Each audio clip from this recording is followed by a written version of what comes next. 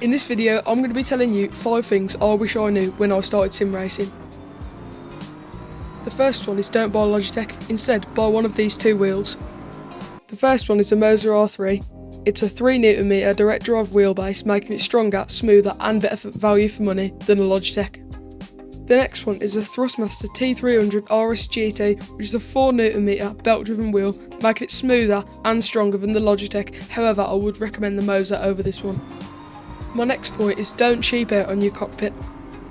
Now it goes without saying, your cockpit is the hands down most important part of your setup, and here's why.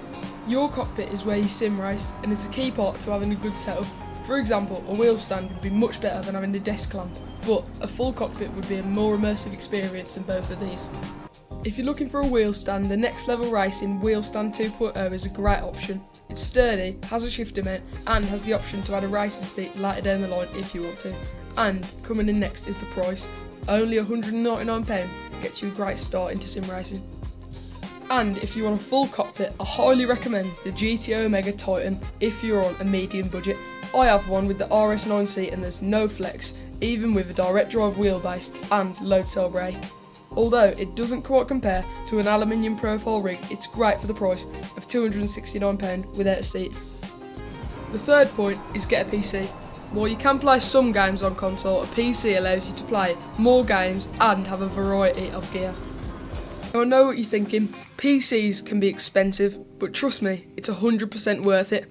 Mine has an RTX 3070, a Ryzen 5 5600X and a 64GB of RAM, and it's a bit overkill, but it plays all my games with ease. The next thing I wish I knew when I started sim racing is get a good chair.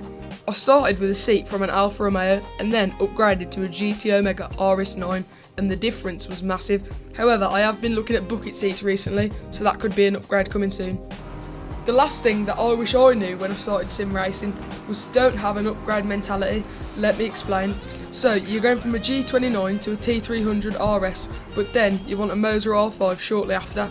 You've wasted money getting the Thrustmaster because it won't sell for what you got it for, when you could have gone straight from a G29 to the R5 and saved money.